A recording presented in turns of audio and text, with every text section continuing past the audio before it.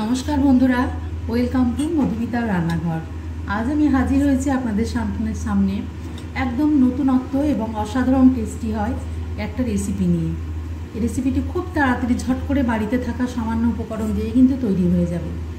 পুরো রেসিপিটি দেখার অনুরোধ রইল। আর আপনারা যদি আমার চ্যানেলে নতুন ভিউয়ার্স হন, আমার চ্যানেলটিকে সাবস্ক্রাইব করে লাইক, শেয়ার, কমেন্ট করে আমার পাশে থাকবেন।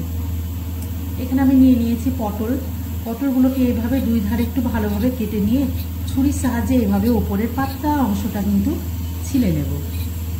খেয়াল রাখতে হবে পটলগুলো যেন একটু কচি এবং টাটকা হয়, ফ্রেশ হলে কিন্তু খুব ভালো হয়। তারপরে একটা চামচ নিয়ে নিয়েছি, পাতলা চামচের একদম ডাঁটাটা দিয়ে এভাবে আস্তে আস্তে পটলের ভেতরের যে অংশটা ছিল সেই অংশটা কিন্তু আস্তে আস্তে বের করে নেব। পদ্ধতিটা ভীষণই সোজা, খুব তাড়াতাড়ি হয়ে যাবে। এভাবে খুব সহজে কিন্তু পটলের ভেতরের অংশটা বার করে নিতে হবে।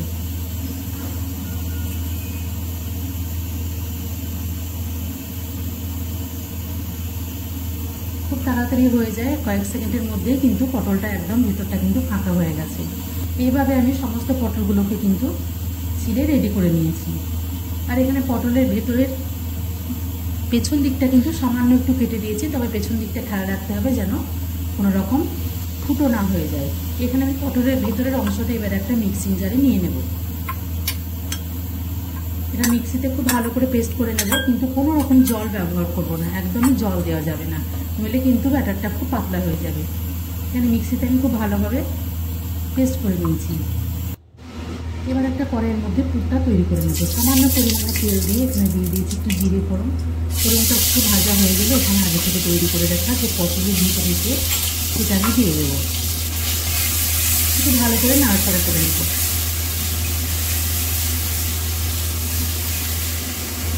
এখানে আস্তে আস্তে মশলাগুলো মিশিয়ে নেব। এখানে নিয়ে নিয়েছি আদা, কাঁচা লঙ্কা বাটা, সামান্য পরিমাণে হলুদ গুঁড়ো এবং কিছু লাগবে আমার বেসিক মশলা যেমন ধনের গুঁড়ো, জিরের গুঁড়ো।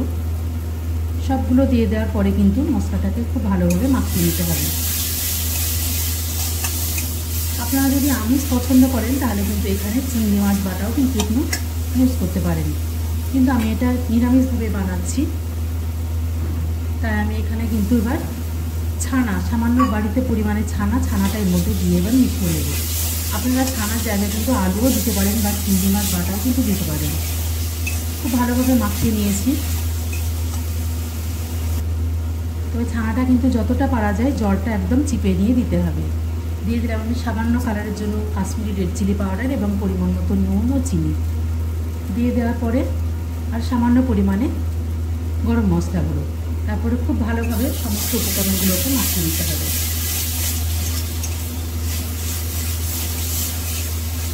মাত্র 2-3 মিনিটের মধ্যেই কিন্তু এভাবে একটু নাড়াচাড়া করলে এটা টাইট হয়ে আসবে।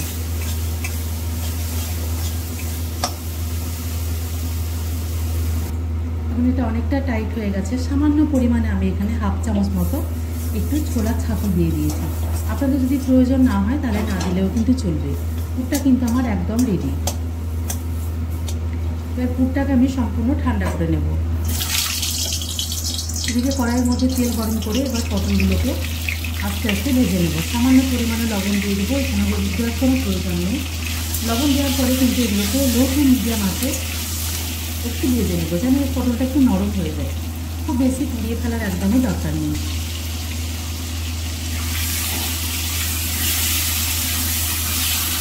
পটলগুলো ভাজা হয়ে গেছে প্রায়।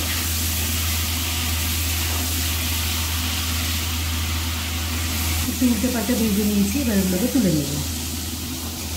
এবার পটল এবং দুটোকেই কিন্তু খুব ভালোভাবে ঠান্ডা করে নিয়েছি। এইভাবে হাতের সাহায্যে পুরটাকে একটু লম্বা করে নিয়ে এইভাবে আস্তে আস্তে আঙুলের সাহায্যে কিন্তু ভেতরে পুরগুলোকে সব পুড়ে নেব। খুব সহজেই কিন্তু এইভাবে কিন্তু পুরটা ভরে নেওয়া যায়। এখানে আমি সমস্ত পটলের পুরটা তৈরি করে নিয়েছি এবং এখানে গ্রেভিটা বানিয়ে নেব। তার জন্য আমি এখানে দিয়ে দিয়েছি সামান্য পরিমাণে তেল, তাতে দিয়ে দিলাম পেঁয়াজ এবং রসুন বাটা। পেঁয়াজ রসুন বাটাটা খুব ভালো করে প্রথমে কষিয়ে নিতে হবে।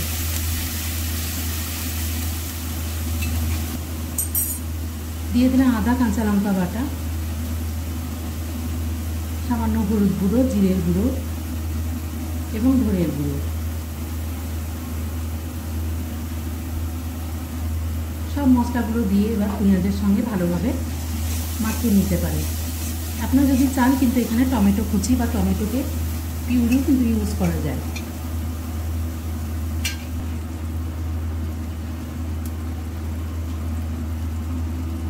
দিয়ে দিলাম কালারের জন্য সামান্য কাশ্মীরি রেড চিলি পাউডার। সবগুলো দিয়ে দেওয়ার পরে এখানে সামান্য পরিমাণে জল দিয়ে কিন্তু মশলার গ্রেভিটা তৈরি করে নেব। এখানে আমি দিয়ে দিয়েছি 1 মুঠ মতো কিশমিশ। কিশমিশ যদি এই নিরামিষ রেসিপি বা পটলের দোরমা রেসিপিতে দেওয়া যায় তাহলে কিন্তু মুখের মধ্যে একটা পড়বে যখন মিষ্টি মিষ্টি কিন্তু খুব ভালো লাগবে। তারপরে সামান্য পরিমাণে জল দিয়ে কিন্তু মশলাটা ভালো করে কষিয়ে নিতে হবে।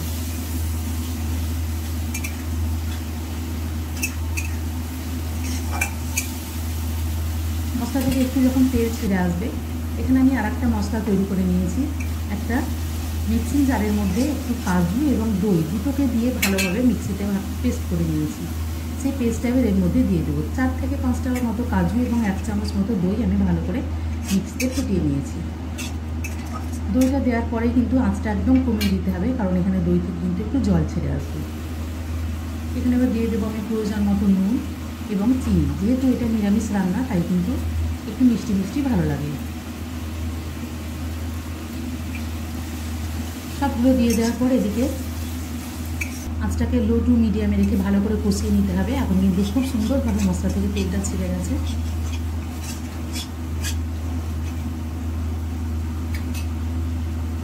এখানে আবার প্রয়োজন মতো জল দিয়ে দেবো।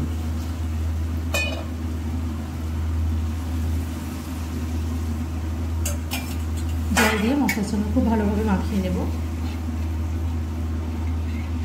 আপনারা কিন্তু এই রেসিপিটা যে কোনো কিছুর সঙ্গে, শুধু ভাত বলে নয়, রুটি বা পরোটা বা নান সব কিছুর সঙ্গে কিন্তু দারুণ লাগবে। এবার আগে থেকে তৈরি করে রাখা পটলগুলো এর মধ্যে সব ঢেলে দেবো। খুব ভালোভাবে মিশিয়ে নেব। যেহেতু পটলগুলো আগে থেকে একটু নরম করে নেওয়া আছে তাই এখানে বেশিক্ষণ ফোটাবার একদমই প্রয়োজন নেই। একদম ওখানে ফুটে গেছে। এবার আঁচটাকে একদম কমিয়ে বা আঁচটাকে বন্ধ করে আমি এখানে কিন্তু সামান্য পরিমাণে ঘি, গরম মশলা এবং ঝালের জন্য একটু কাঁচা লঙ্কা দিয়ে দিয়েছি।